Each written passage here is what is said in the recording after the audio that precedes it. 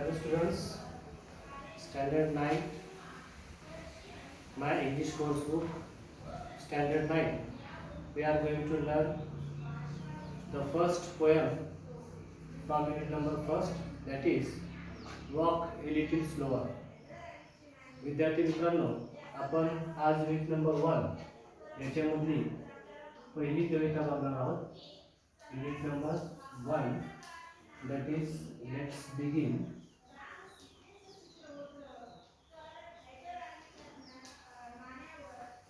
1.1, that is walk a little slower. Walk a little slower.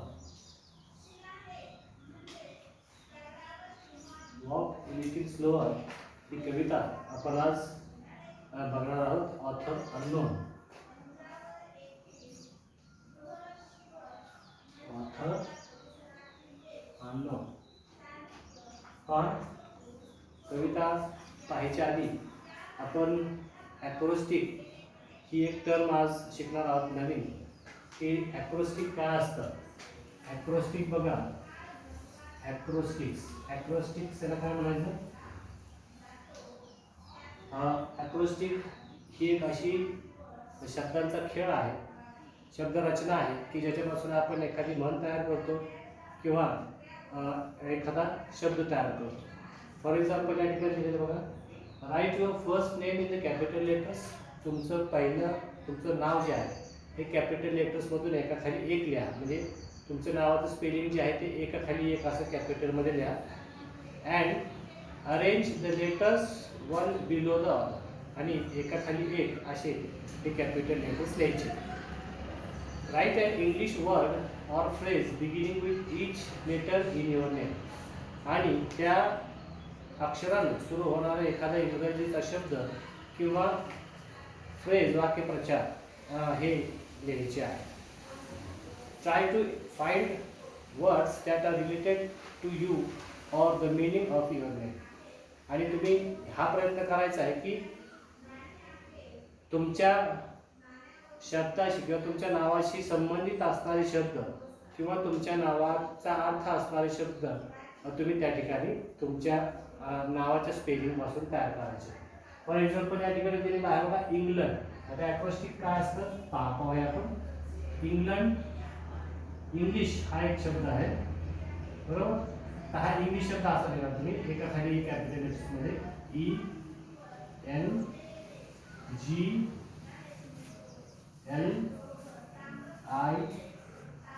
ENGLIS आणि H.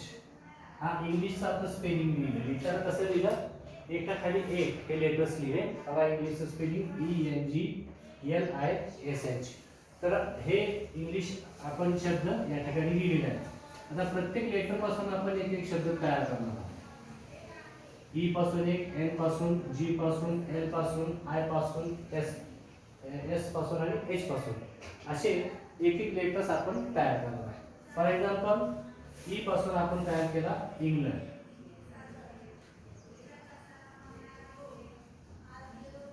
E पासून E न सुरू होणारा आपण शब्द तयार केला इंग्लंड. त्यानंतर एन पासून आपण तयार केला शब्द नेम. तर हेच यायला पाहिजे सगळ्यांनी. तुम्ही तुमच्या नावाशी संबंधित असणारे किंवा तुमच्या नावाच्या अर्थाचे शब्द लिहू शकता. त्यानंतर जी चं लिहिले या ठिकाणी ग्लोबल.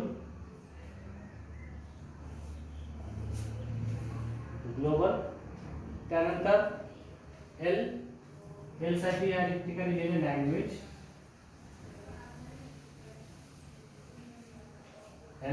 लँग्वेज. त्यानंतर आय साठी या ठिकाणी शब्द तयार केला इंटरनॅशनल. आय पासून इंटरनॅशनल. त्यानंतर एस पासून स्कूल ऑर सब्जेक्ट. एस पासून स्कूल ऑर सब्जेक्ट असे दोन्ही शब्द लिहू शकतो आपण. त्यानंतर एच पासून हायर एज्युकेशन. एच पासून higher education. So this is acrostic. आता ॲक्रोस्टिकमध्ये आपण काय केलं बघा, ॲक्रोस्टिक हा हे असे शब्द असतात की जे तुमच्या नावापासून किंवा तुम्ही घेतलेल्या एखाद्या नावाच्या प्रत्येक लेटरपासून तयार होणारे हे वेगवेगळे शब्द किंवा वेगवेगळ्या म्हणी असतात. लक्षात आलं? आपण काय केलं, पहिल्यांदा इंग्लिश हा शब्द घेतला. घेत असताना याचे जे स्पेलिंग आहे ते एकाखाली एक लिहिलं आणि प्रत्येक लेटर जे आहे कॅपिटल लिहिलं. ENGLISH हे इंग्लिशचं स्पेलिंग आहे, हे आपण एकाखाली एक लिहिलं आणि कॅपिटल लिहिलं. त्यानंतर इंग्लिशशी संबंधित असणारे जे शब्द आहेत, इंग्रजी म्हणजे तुम्ही हा जो शब्द घेतला इंग्लिश, तर तुम्ही कुठलेही घ्या, तुमच्या नावाचाही तुम्ही घेऊ शकता. मग या ठिकाणी उदाहरण म्हणून घेतलं आपण, इंग्लिश हा शब्द घेतला आणि इंग्लिशशी संबंधित असणारे किंवा त्याचा अर्थ सांगणारे जे शब्द आहेत, रिलेटेड वर्ड्स ज्याला म्हणतो आपण किंवा मिनिंगफुल वर्ड्स, ते आपण या ठिकाणी एक एकाच्या अल्फाबेटने सुरू होणार ते शब्द लिहिणार आहे. For example England. आता इंग्लंडचा आणि इंग्लिशचा संबंध आहे असे संबंधित शब्द या ठिकाणी आपल्याला सांगायचे आहेत. एन नेम, त्यानंतर जी ग्लोबल, एल पासून आपण लँग्वेज तयार केलं. इंग्लिश ही लँग्वेजेस आहे आणि इंग्लिश ही ग्लोबल लँग्वेज आहे. आता हे it is a name of a language. English ही एक नाव आहे, बरोबर, आणि ही इंग्लंडची भाषा आहे, बरोबर, इंग्लंडमध्ये पण बोलली जाते. त्यानंतर आय पासून लिहिले इंटरनॅशनल, म्हणजे इंग्लिश ही एक आंतरराष्ट्रीय भाषा आहे, ज्याला आपण ग्लोबल लँग्वेज म्हणतो, हे आंतरराष्ट्रीय भाषा आहे.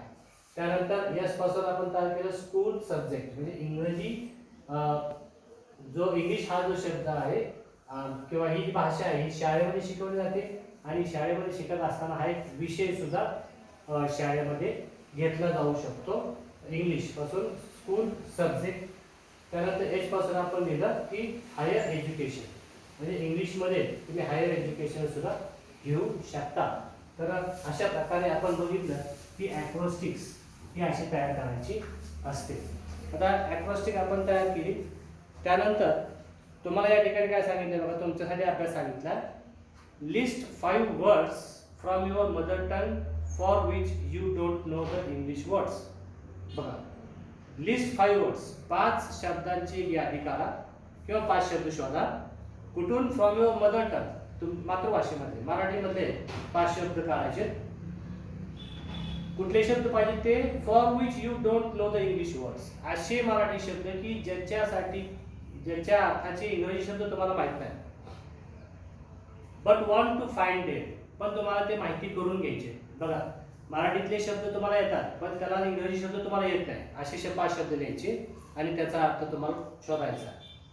See if your friends can give you those words, आणि मग पहा की तुमच्या मित्राकडे त्याच्यासाठीचे जे इंग्रजी शब्द आहेत का, म्हणजे तुम्हाला जे 5 शब्द लिहायचे आहेत किंवा लिहिले तुम्ही, त्याच्यासाठीचे इंग्रजी शब्द, त्या शब्दांसाठी इंग्रजी शब्द तुमच्याकडे नाही, आणि मग तुम्ही प्रयत्न करताय की हे शब्द शोधण्याचा. मग तुम्ही मित्राकडे विचारणा केली, find the remaining words with the help of your teacher, आणि राहिलेले शब्द शिक्षकाकडून मिळवण्याचा प्रयत्न केला, किंवा इंटरनेटच्या माध्यमातून, ऑनलाईन किंवा इंटरनेटच्या माध्यमातून तुम्ही मिळवण्याचा प्रयत्न केला.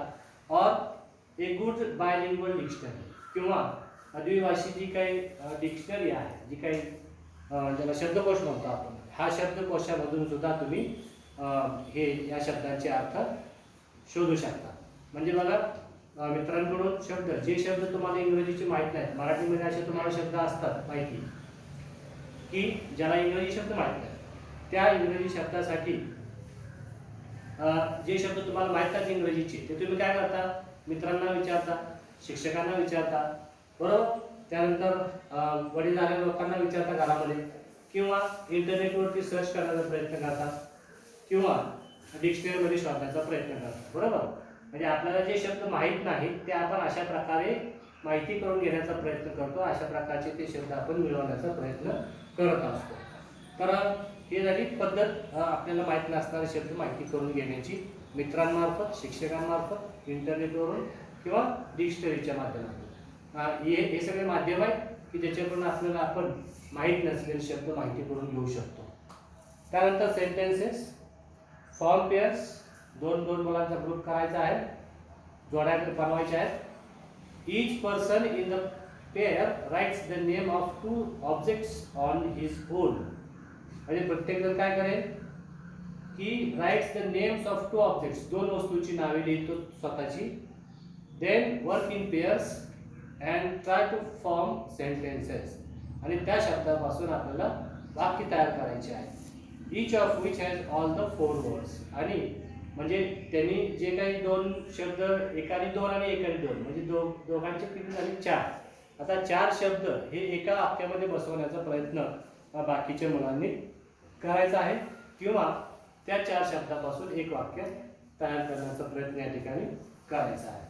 त्यानंतर आपण बघूया प्रायोरिटीज, प्राधान्य.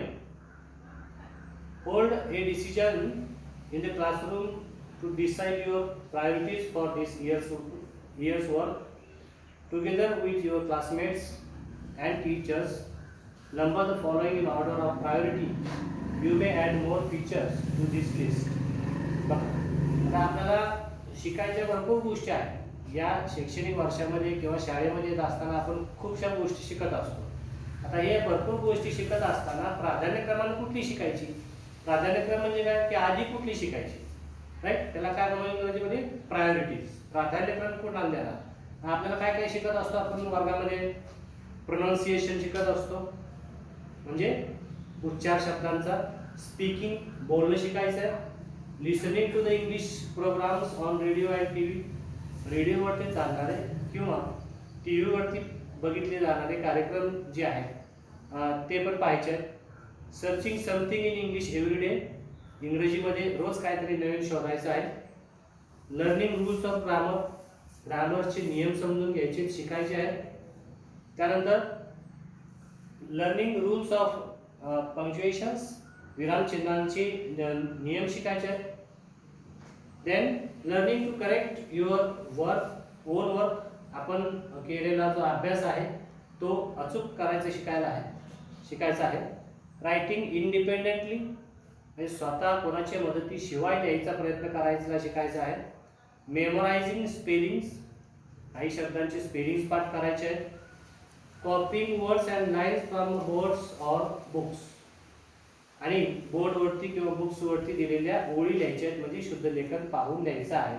आता याच्या व्यतिरिक्त तुम्हाला जे काही शिकू वाटतं तेही तुम्ही लिहू शकता, आणि हे क्रमानं आपण बघितलं अशा पद्धतीचे क्रम आहे. आता हे जे वेगवेगळे घटक आपण शिकणार आहोत, ह्या ज्या वेगवेगळ्या गोष्टी आपण शिकणार आहोत, यातल्या कुठल्या गोष्टी तुम्हाला प्राधान्यक्रमानं शिकायच्या आहेत, आधी शिकायच्या आहेत, त्या तुम्ही तुमच्या क्रमाने लिहायच्या. की समजा तुम्हाला पहिल्यांदा काय शिकायचं आहे की मेमोरायझिंग स्पेलिंग्स, की स्पेलिंग पाठ करायला शिकायला तुम्हाला आधी शिकायचं आहे.